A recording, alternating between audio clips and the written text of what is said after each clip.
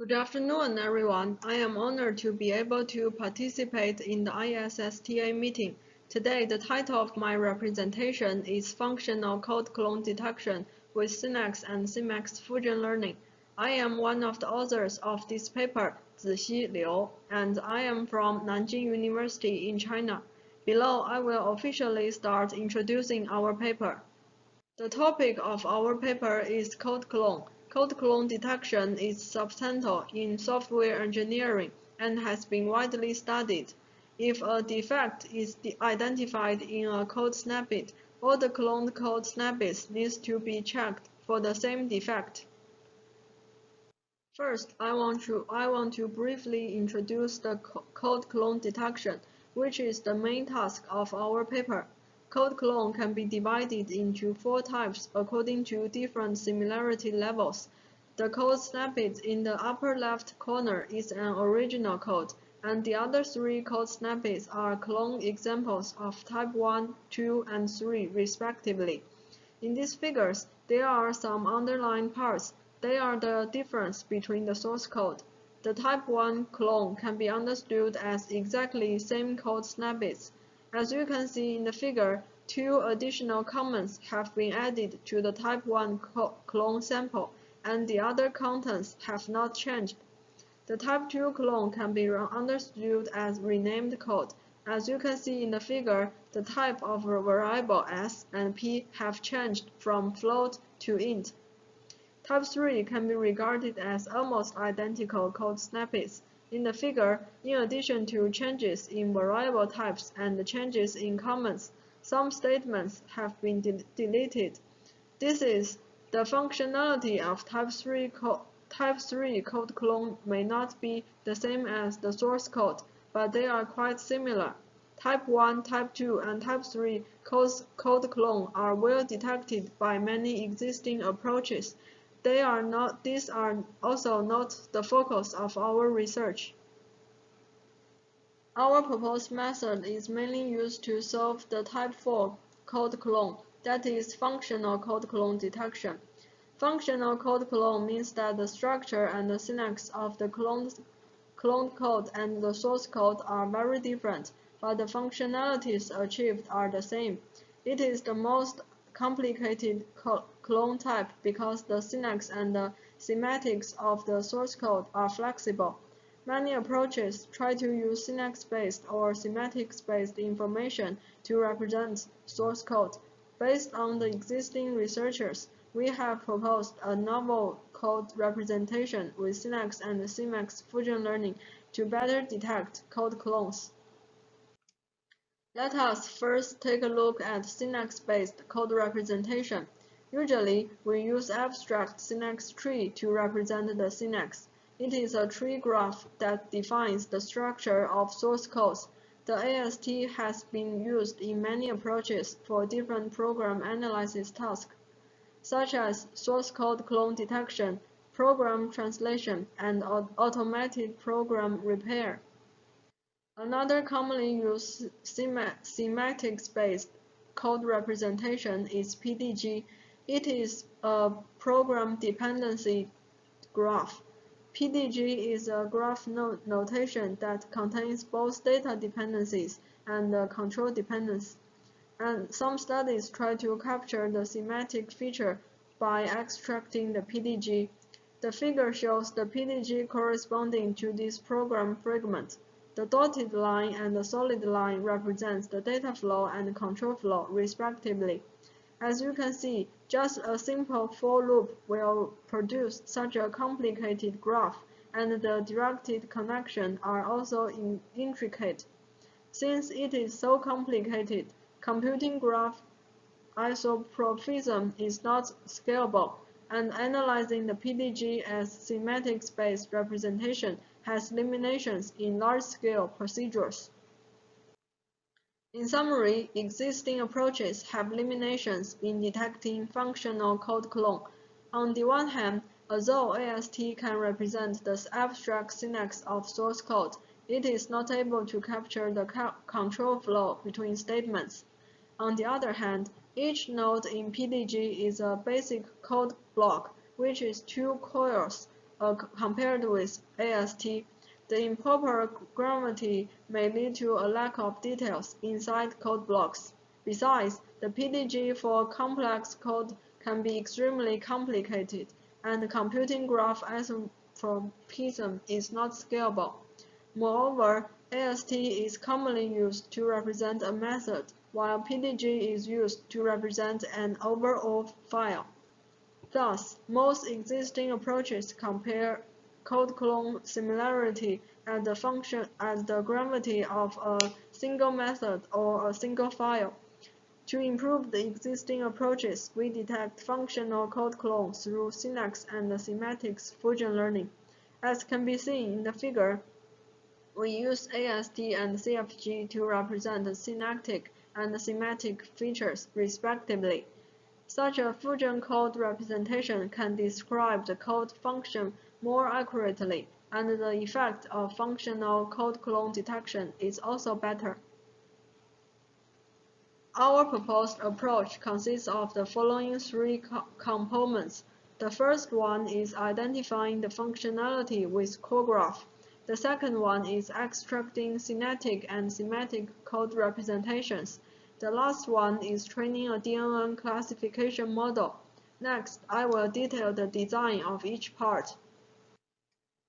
We extract the core graph to identify the functionality in each source code file. There are some basic core graph examples in the lower left corner. The directional arrow indicates that one function calls another function. We regard such functions with calling relationship as an entirety, representing a functionality. In the subsequent analysis of the CFG, we connect the CFG between the functions that have a calling relationship, as shown in the diagram on the right. Method B and method C on the right side of the dotted line have a calling relationship, and the CFG after connecting them is very similar to the method A, which is on the left side of the dotted line.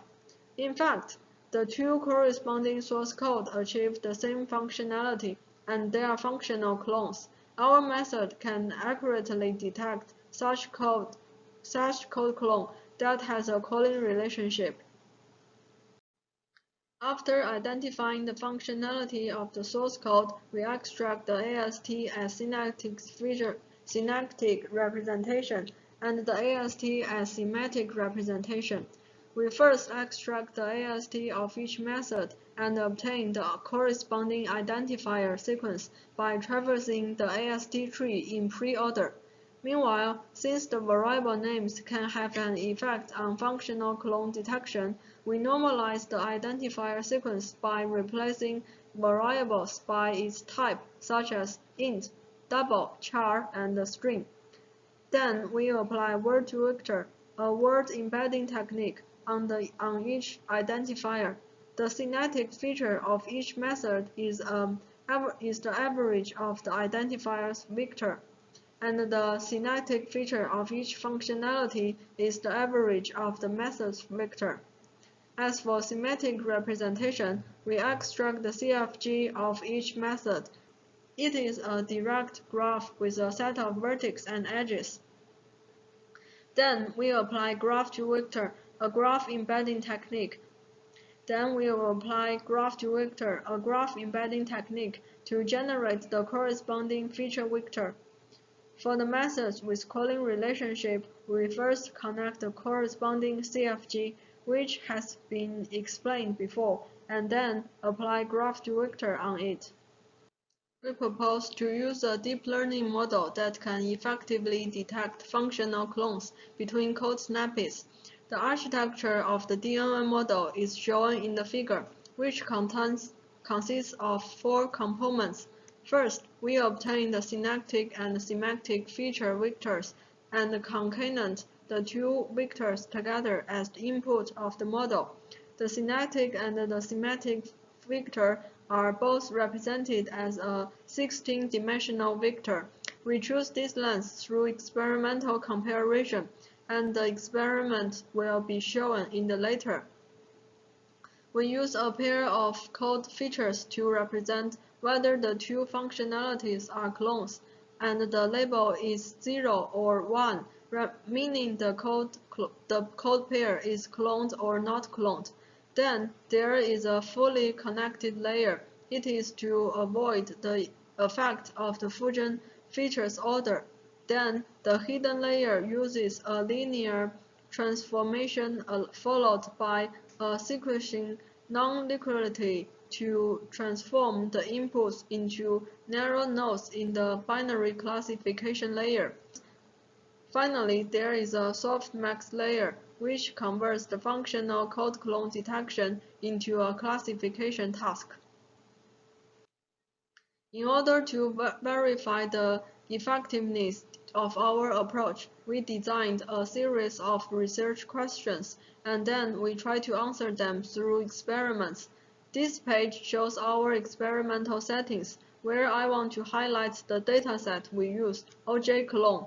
It contains 104 programming tasks, and each task contains 500 source code files submitted by different students. For the same task, the code files submitted by different students are considered as functional code clones. Such a dataset is very suitable for functional clone detection because the structure of the code must be different when different programmers implement the same functionality. This dataset is also widely used in the research of existing clone detection, which is convenient for us to compare with other tools. The first research question is that how does our approach perform in functional code clone detection comparing to state-of-the-art approaches? We compared as many existing clone detection tools as possible, mainly in terms of accuracy, recall, and F1 score. In addition, we also compared the training time and the prediction time in each method. We compared with other 6 state-of-art approaches. The results means that CDLH, DeepSim, ISSTA2020 and our approach have the ability to detect functional clones, and we achieve the highest F1 score among all the approaches. Compared with ISSTA2020, an AST-based deep learning clone detection approach, our approach achieves a higher recall at the sacrifice of a little precision. This is mainly because our approach leverages both kinetic and semantic information in functionality granularity. Deckard and Saucer CC do not need to train the model and conduct code clone detection directly. DLC incorporates a simple deep learning model which costs much less time.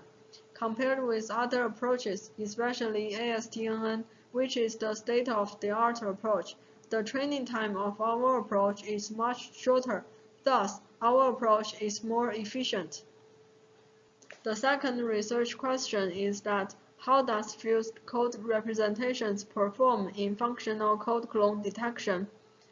We arranged the 3 features of text, AST, and CFG and compared to the results of each case. The text feature is that we treat the source code as text and apply word embedding technique to represent the source code. As the result shows in the table, our proposed approach, the fusion of AST and CFG, can detect functional code clone well, and it achieves the highest recall and F1. The fourth combination, which uses only text features, obtains the best accuracy, but the lowest recall rate and F1. We observed that the source codes submitted by these students tend to use the similar variable names, such as A, B, and C, so the similarity between the texts is pretty high. Although text features achieves the highest precision, it is still not usable. When we use all these 3 features, the result works well but a little worse than our approach. Too much information and too strict requirements greatly reduce the recall, while improve a little bit of precision. The third research question is that how does our chosen embedding techniques perform in functional clone detection? We evaluate this problem from two perspectives. On the one hand, we compare the combination of different word embedding and graph embedding techniques. The results are shown in the table on the left. It turns out that notebook-to-vector and graph-to-vector is the best combination. On the other hand, we compare the effects of different vector lengths on the results. We used vector lengths of 8, 16, 32, and 64 for experiments. The data is in the table in the lower right corner. The graph on the upper left shows the visualization effect. As can be seen, the longer vector will increase the training time with very little increase of f1, and the shorter vector cannot capture sufficient code features. The fourth research question is that how does DNN perform in functional code clone detection comparing to other traditional machine techniques? We compared with SVM logic regression as traditional machine learning techniques. The results can be found in the table. Obviously, our approach performs better than the traditional machine techniques.